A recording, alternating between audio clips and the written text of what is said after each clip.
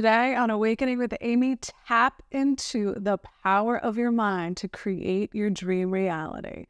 Welcome, I'm Amy Valentine, here to help awaken within you your mindset that you can be, do, and have any desire. And today we're going to talk about how to change our minds, how we can use the power of our mind to create any desire.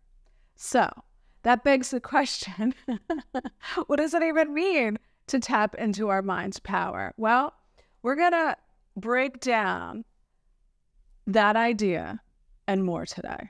First, I'm going to start with the teachings of Bashar. I don't think anybody says it better than him to explain. And when we understand the breakdown of the job of our physical human mind, now we can really tap into that creative power like we never have before. So what does Bashar say about the physical mind? He said it does not conceive of any new ideas. It doesn't conceive of anything. And I know that to the ego, that's going to be like a gut punch. So understand the ego is only a construct of fear. We make it up. We need it for the relativity, because how do we know what love is if we didn't have fear when we're in a physical reality, right? So we're not here to fight the ego. We're not here to listen to it either. We're only here to use it as a point of relativity. And the physical mind, its only job is to focus. It's a focusing mechanism. It's to receive the idea and to be able to perceive the dream reality or whatever reality, even the unwanted. It's not about knowing how. It doesn't know how anything is going to happen or when it's going to happen. But who does? What mind does? The higher mind. The higher mind is the how. Your inner being, your soul, your oneness with all that is. So if the physical mind doesn't know how anything is going to happen, then why do we get caught up thinking that it does? Because that is a misunderstanding. That is the illusion. And we want to stop getting caught up in the illusions of life. And by illusion is meant it's not the whole picture, right? It's what Jesus said when he said, judge not by appearances, but with righteous judgment. Righteous judgment is the higher mind, taking you to every dream, to every desire. It only says yes to your fulfillment. But like Bashar says, reality creation is paradoxical. And we'll get into that a little bit later and what he means by that, because it's really powerful to know this. So our physical mind does not conceive of anything. That's what the biggest thing today is how you tap into your mind's power is to know it doesn't conceive of anything. It's only to focus on your desired end. That's it. And the rest is up to the higher mind. The higher mind gives the physical mind the idea already fulfilled. And why don't we receive that fulfillment? It's because we believe in the lack. We have beliefs and assumptions in limitation that cloud over what's already available to us. Isn't that crazy? It's so powerful to know this, though. It's only our belief in the doubt. It's our faith in the doubt instead of our faith in the dream that keeps it hidden from us. But it's already here. It's all here and now, right now. And the other issue that keeps us stuck in that real is relying on how things happened before, thinking they have to happen that way again, right?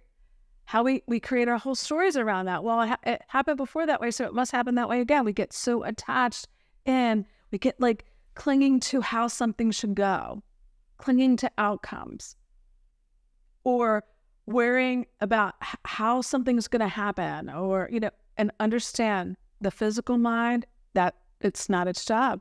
It's to focus. That's it. To perceive your reality, to decide, to choose, to focus on what you prefer. That's the only job of the physical mind, period. So let's read a Neville Goddard quote and get a little deeper into the paradoxical nature of creating our dream life. Your present level of consciousness will only be transcended as you drop the present state and rise to a higher level.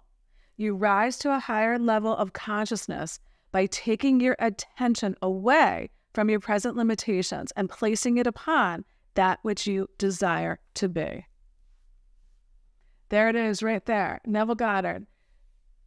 The paradox is you cannot focus on what you no longer want by resisting it, fighting it, trying to fix it, trying to change it, trying to avoid it, trying to run away from it, trying to deny its existence.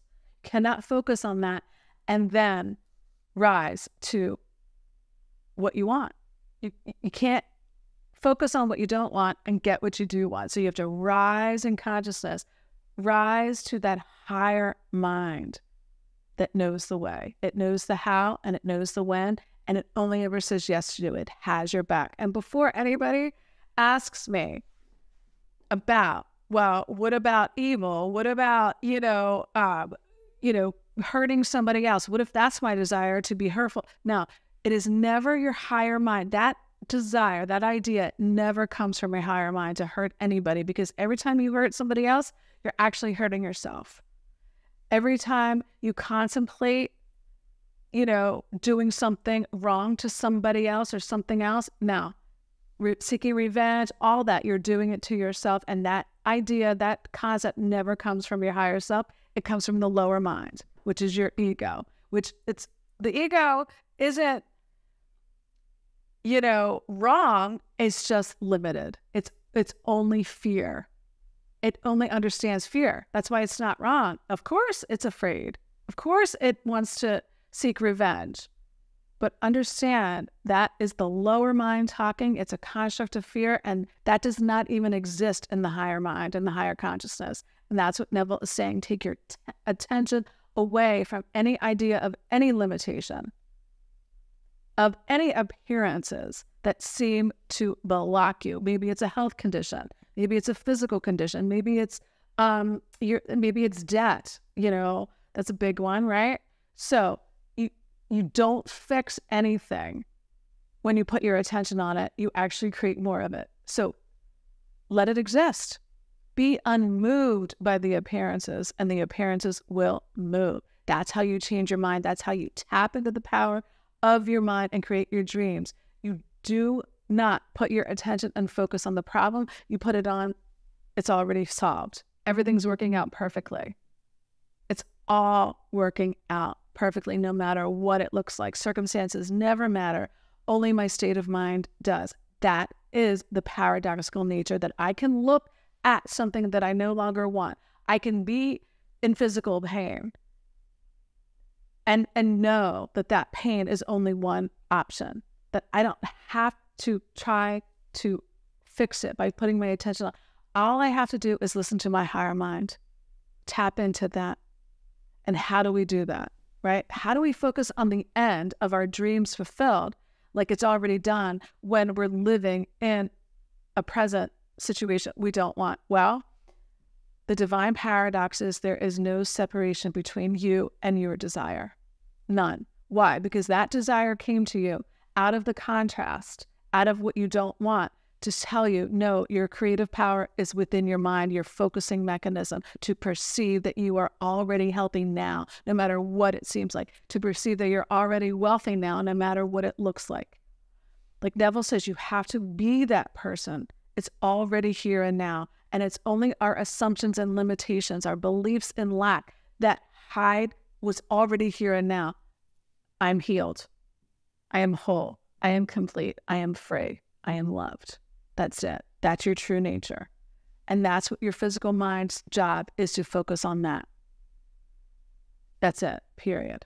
So, creation, like Bashar says, here is a process, a tool. It's really, the tool is you. Just know that. It's one process, but we're going to break it down into two. He said, here's the paradox.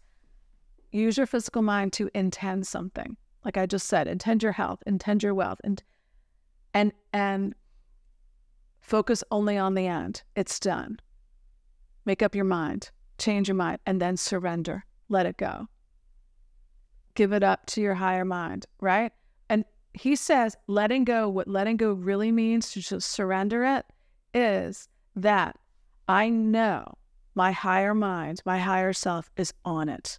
It's done because I ask and it's given. And the only reason why I don't receive it is because I haven't changed my mind. I haven't rose in consciousness to receive my desire. And Bashar says, when you're sitting smack dab in the middle of unwanted circumstances and you can see the paradoxical nature of creation, that you use that resistance instead of resisting it to say, well, wait a minute, I don't want this health condition in my body anymore. I don't want to be in debt anymore. I want whatever. When you can sit and observe that and be unmoved by it, he's like, that is how you know your power. He's like, you are most powerful when you're sitting in the middle of the paradox, in the middle of something that you don't want. That is your biggest point of power, to know that, so what, it doesn't matter. Circumstances don't matter, only my state of mind does. And that's what Neville meant by take your attention away from your present limitations and place it on